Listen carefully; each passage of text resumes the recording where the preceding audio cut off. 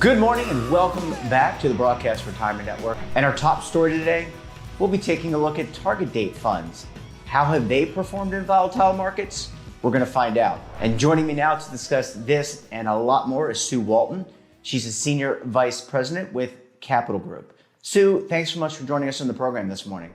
Well, thank you, Jeff. It's an honor to be here today. It's great to have you. And before we jump into what I would call a primer about target date funds, how's your team doing? You have employees that are based all around the United States, but also all around the world, I presume. How's it going doing the social distancing thing?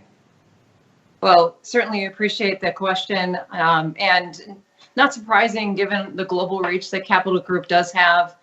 I mean, we have already been operating, virtually for quite some time.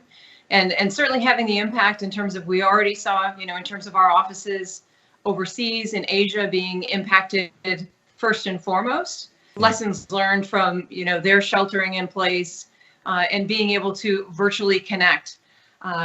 We'd love to say it's been absolutely seamless, not exactly seamless, but very, very close to being seamless, just given the technology and the ability to still connect.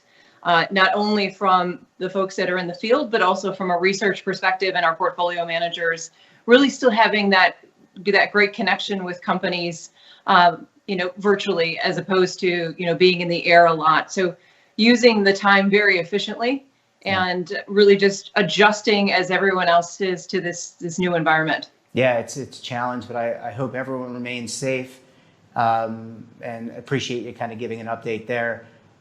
So let's shift gears. Really, the purpose of our conversation today is just to talk about target date funds.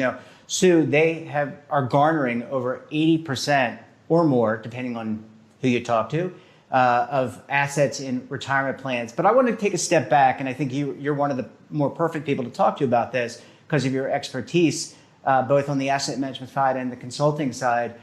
Let's talk about target date funds in general. What were they designed for initially? Yeah, and from a design perspective and why they have really garnered such popularity, a couple different reasons. It really this consideration of a one-stop shop, especially in retirement plans in the defined contribution space, where we had a lot of expectation in terms of an individual's ability to manage a portfolio.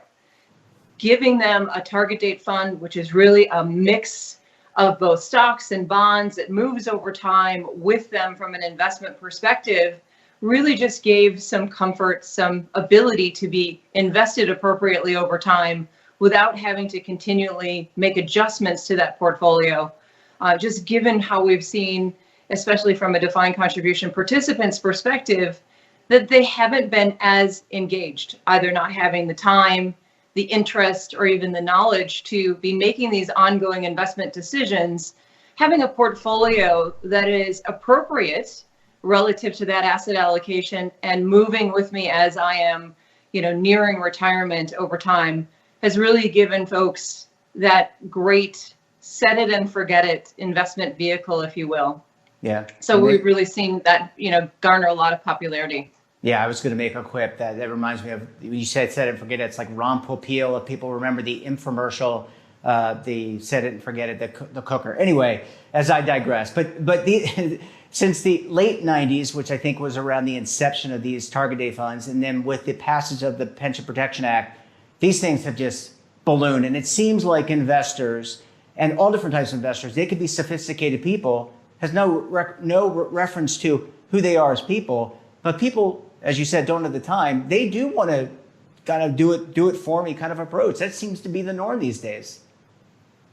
Well, and that growth is also coming from not only the interest in terms of being able to connect with this kind of investment, this easy button, if you will, but also relative to the Pension Protection Act that we saw in 2006, where many, especially from a corporate plan perspective, went to auto enrollment with automatic defaults. And this being designated as that default investment, we did see, significant number of employees making that choice or having that choice being made for them and ending up here by default. Yeah. So we continue to see the growth not only from that perspective, but also even as a choice from a participant's perspective, given the ease of use, if you will, for these kinds of portfolios. So let's talk about, I want to get into current events shortly, but let's talk about the 2008 financial crisis. The recession hit a lot of Americans hard, and there were some Americans in target date funds that may have had to extend out their retirement age. And so these are not a panacea. These are not a perfect, there's no perfect solution, right? I mean, utopia is not for the current state of man, right? I mean, that's just not going to happen. But what are some of the experiences and lessons learned, for example, from 2008 that were applied to modern portfolio management theory as it relates to TDFs? Absolutely. And we're using the financial crisis in 2008 as you said, the lessons learned. If there's a look back in terms of a sharp decline in the marketplace, really putting target date funds to the test, if you will. And I think that was the first time that many of these funds were really significantly tested. And the importance of that is really looking not only at the asset allocation in terms of my mix between stocks and bonds and how that moved over time, but more looking closely at the underlying demographics as it related to the participants who were invested, those longer term investors, those folks that were invested in the 2030 fund, 2040 fund. They have a long time horizon to continue to invest, to stay invested, and not be too concerned in this kind of a sharp market decline, short-lived, short-term, et cetera. But it was more the concern and really what was revealed in terms of these portfolios for those participants who were nearing retirement and into retirement. And the fall that they took, the decline that they experienced, really was a wake-up call relative to the asset allocation. So from that point forward, we did see many of the target date fund providers, ourselves included, make some modifications relative to the asset allocation, as well as relative to the underlying mix of the different kinds of stocks and bonds that were utilized, because of the fact that we really are most concerned that at that point in your investment time horizon, as you're nearing retirement and getting into retirement, starting to spend the assets, you do not have as long of a time horizon to withstand those kinds of market declines. So it's really that consideration that we did see many portfolios change, if you will, make some adjustments from an asset allocation perspective, both again, top line stocks versus bonds, and then within the different kinds of stocks and the different kinds of fixed income vehicles, making different choices there to better hold up in these kinds of market environments. So I think that is some foreshadowing in terms of what we're seeing today. And really with that perspective of how well did these investment portfolios hold up in the last month, if you will, or the last 2 months in terms of year to date. What do we look like? How does that relate to peers? How does that relate to a generic portfolio of index investments, as an example? Yeah. Well, Sue, I want to continue more with you, and I want to talk about the current environment. I want to take a quick commercial break. So when we come back, we'll talk about just that with Sue. So stay tuned right here on BRN AM.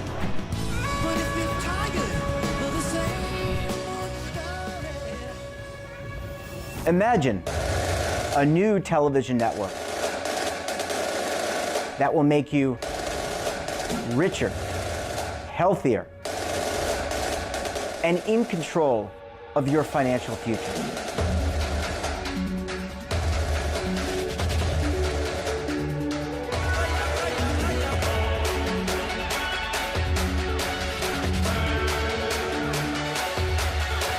This network is for the policewoman in Nashville, Tennessee, the baker in Dubuque, Iowa, the teacher in Lexington, Kentucky. We want to make the idea of savings and retirement culturally relevant. But what do you see as a defining issue of the midterms? Especially for the smaller businesses. I mean, they are the lifeblood of the American economy.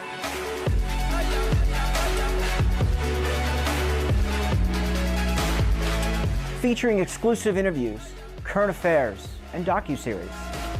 33 years old, you retired early. The philosophy is money only matters if it helps you live a life that you love. But you got to start thinking about retirement as soon as you get in. The Broadcast Retirement Network will drive very high engagement with premium partnerships. So this isn't retirement and savings for your parents or grandparents. This is for all Americans. And we're going to change the way you think about money.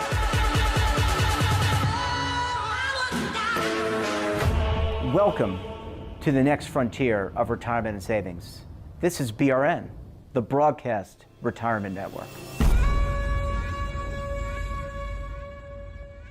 The windows on our homes, they protect us and the ones we love, but they do much more. At Renewal by Andersen, making your home more comfortable is at the center of every window we make. It's why we custom build our windows in America and install them in as little as 1 day. It's why we build our frames with exclusive Fibrex composite material that's 2 times stronger than vinyl.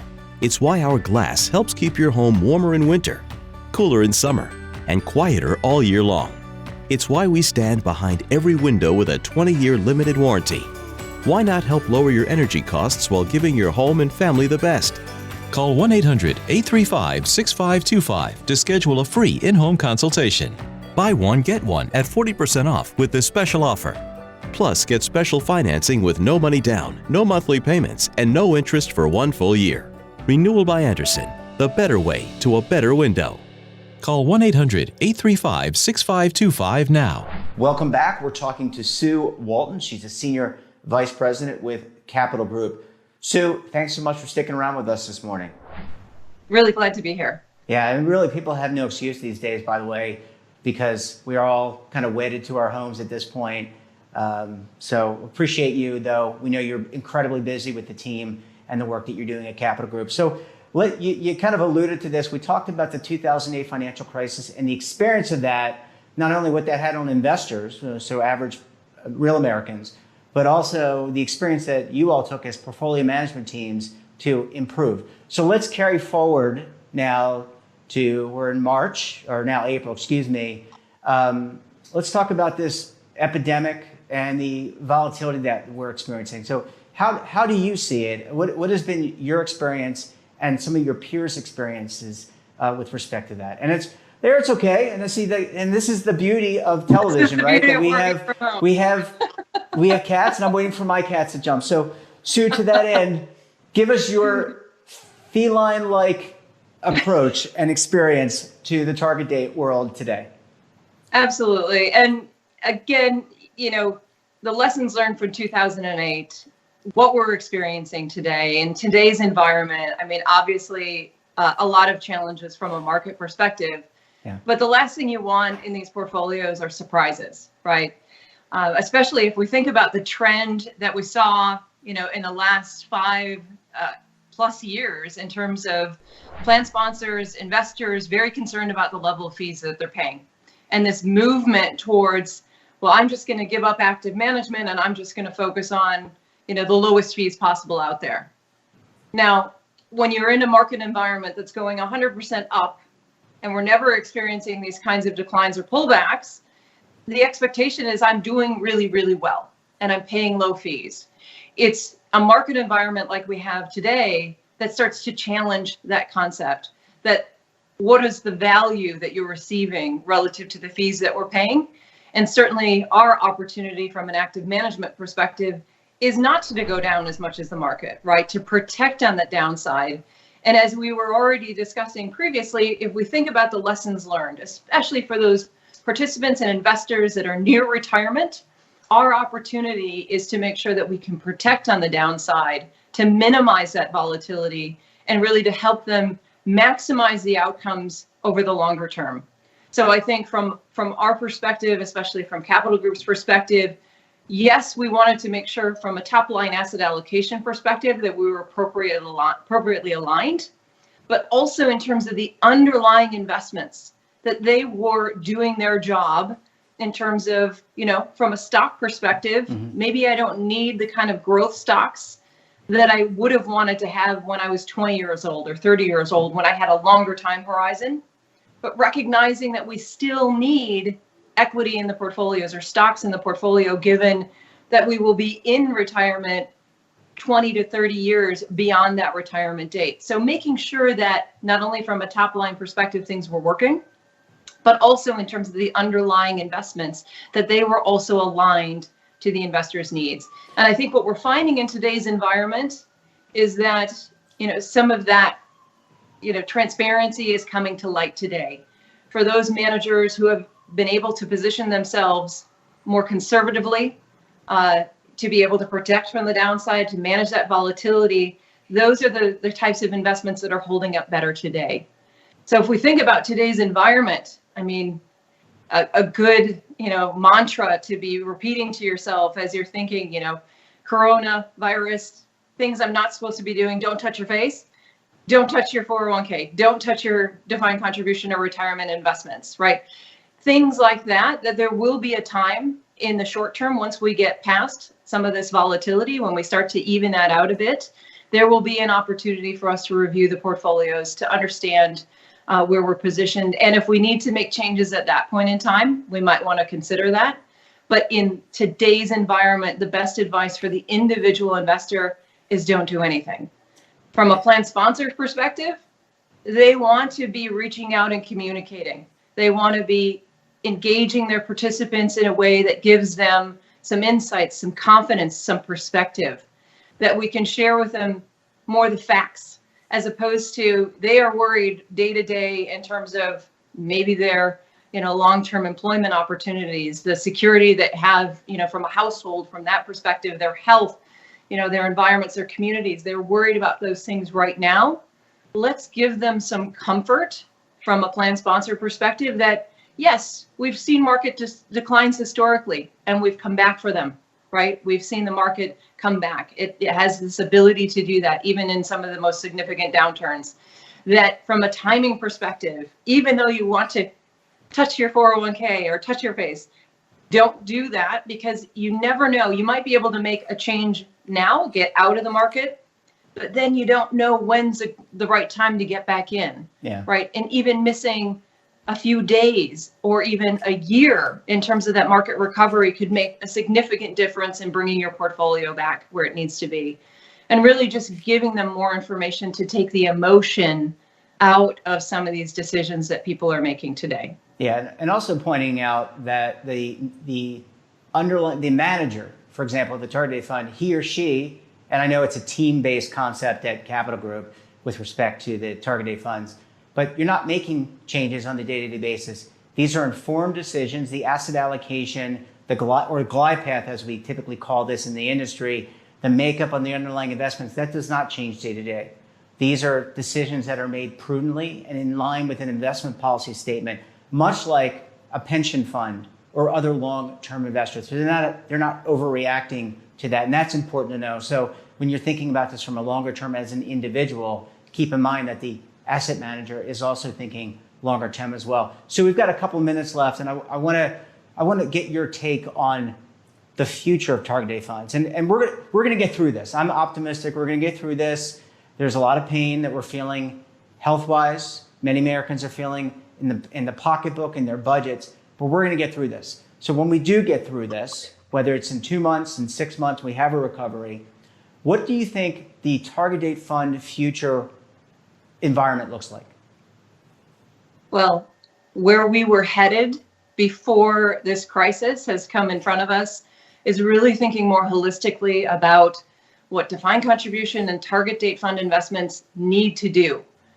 They need to be a vehicle that helps to really drive the best outcomes from a retirement perspective. Mm-hmm. That means not only the consideration of building wealth during that appreciation phase while I'm saving, while I've got a longer term time horizon from an investment perspective, but also as I transition into that spending, into those retirement days where I'm starting to look at that portfolio and trying to manage that in terms of my longevity, making sure that I don't run out of money, that making sure I can retire in a manner as well as in a time frame that I think is appropriate for me.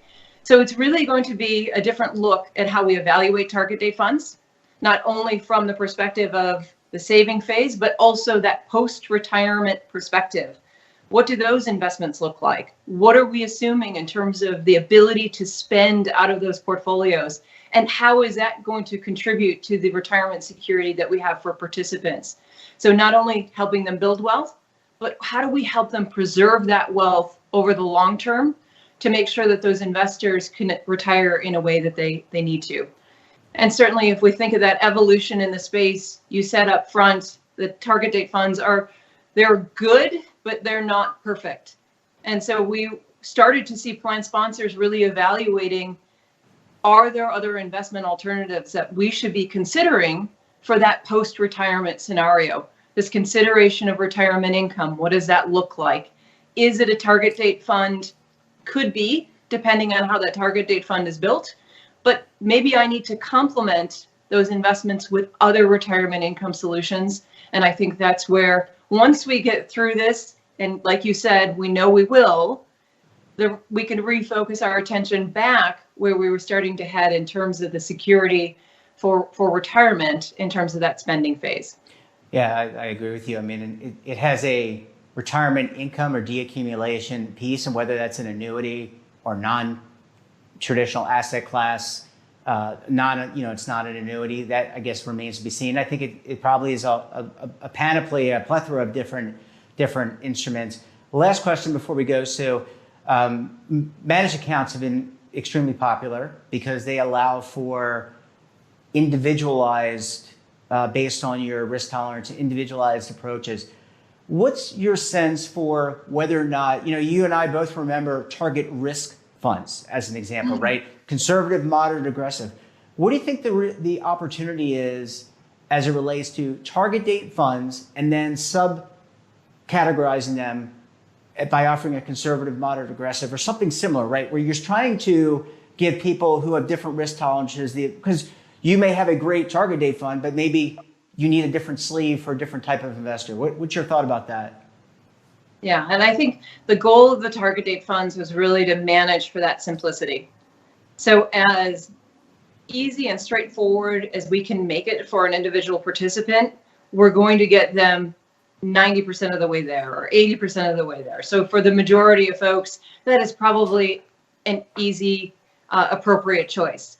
I think when we start to add different flavors and layering on, that's where things start to get a little bit more complicated. Mm-hmm. And like you said, it isn't a single solution for everyone. So can we complement that with other vehicles for someone who's more engaged, for someone who is more active and has maybe a more specific financial situation where a managed account, as an example, could be an appropriate solution?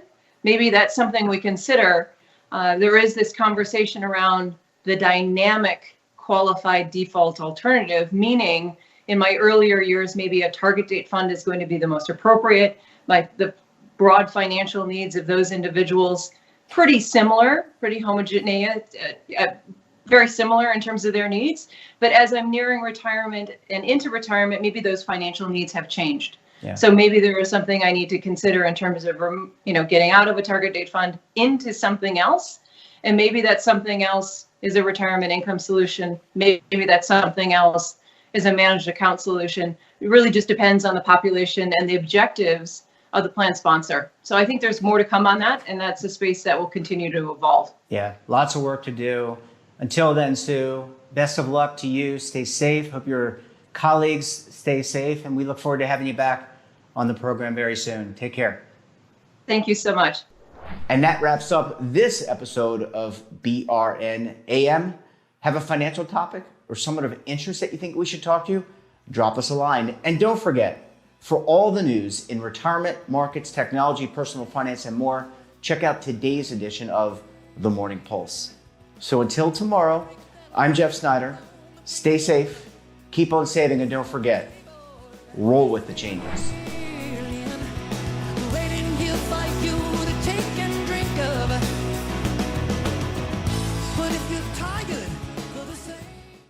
Attention!